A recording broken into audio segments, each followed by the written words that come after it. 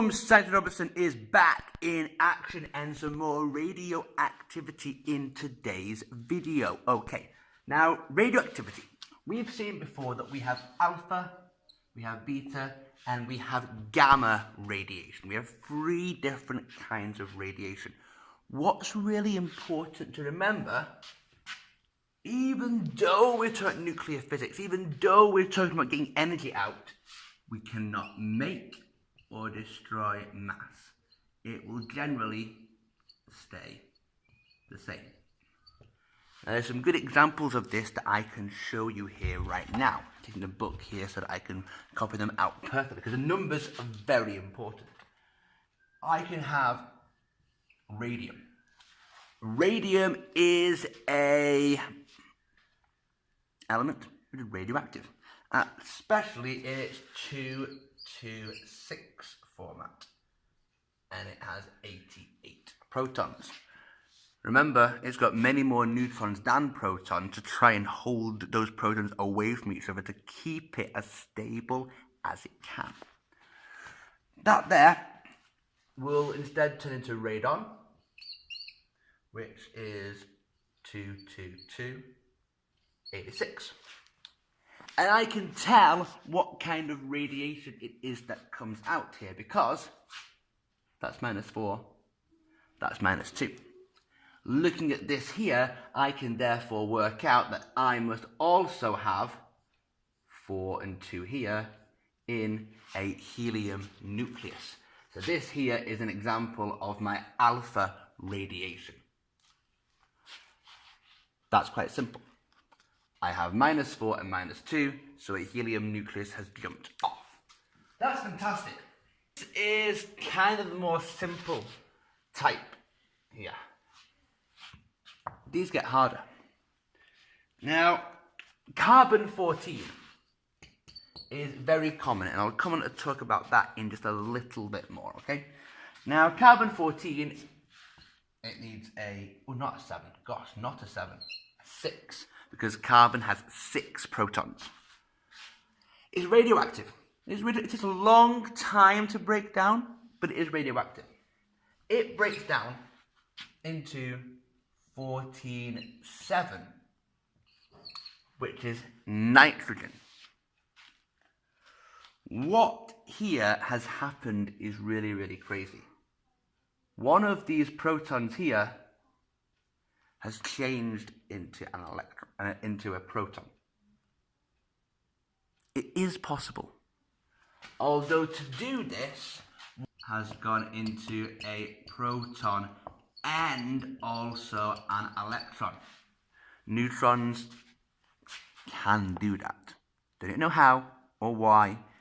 You need to know they can. So, the protons and the electrons there mean if I make the extra proton, which I have to add in 1 extra electron.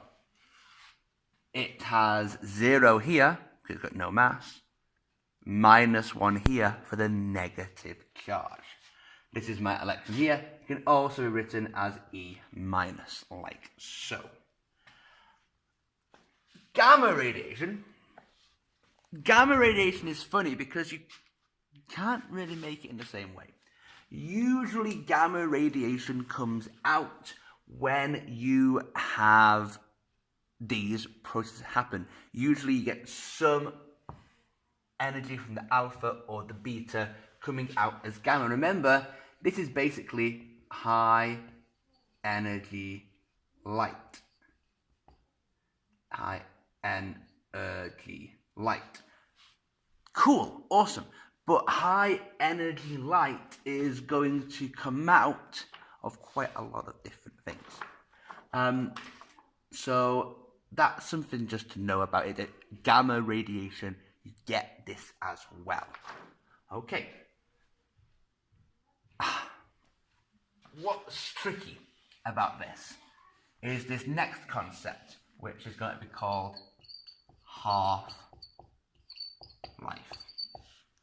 If you look at the periodic table, and I can plot this one up here to show you. Please stick, please stick, please stick, please stick. Awesome.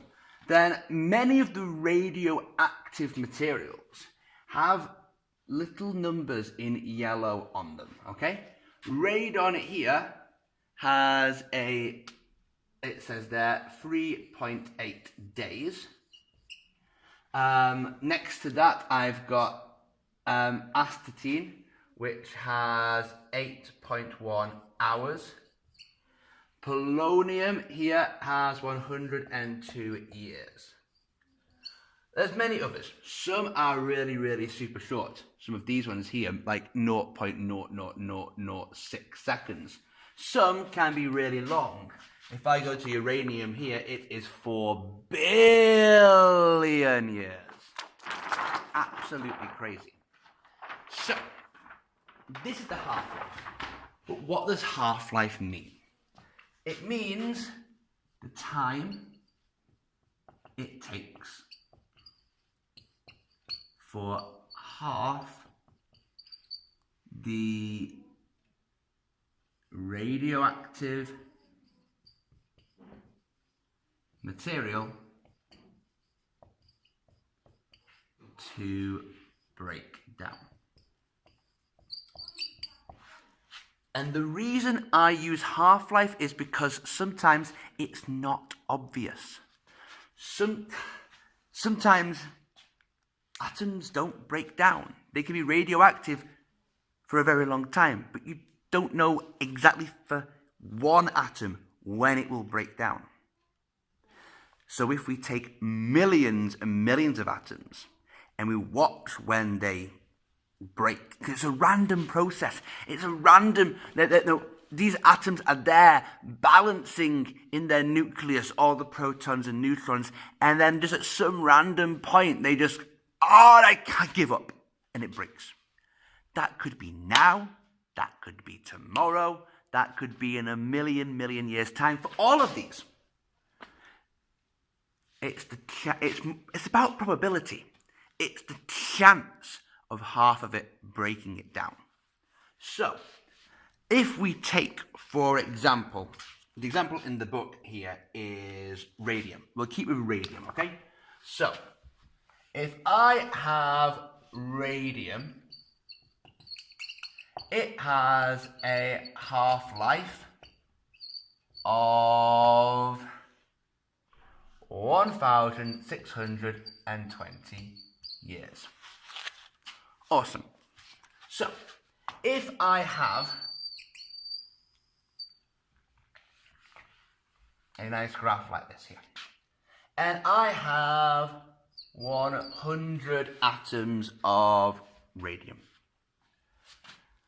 After an hour time at the bottom, and number of atoms. If I go to this time here, 1,620 years, I'll be really smart. I'll write years here. Then I would expect half of that radium to have broken down. So I would go up to 50 and put a dot. If I double that, and I now go to, oh my goodness, 3,240 years, I expect half of this to have broken down. So I will go up here, 25. If I continue it on after another half-life, so now we're going to be at 4,860. I'm good at maths, aren't I? I need to half it again, so that would be 12.5, put a dot. The half-life of something will look usually in a curve like that. And as you go further through time, less and less of the material exists, but there will be a tiny amount. The earlier you are, then you can see here, you have much more of the material. And different materials have different half-lives, and this is the puzzle you're going to have to work out. How much do you have at each different section. You know, if I want to look here, you know, I want to know when 75% of the atom is left. You can draw a graph like this, come across, come down, and it's probably going to be about 400, 500 years for this example.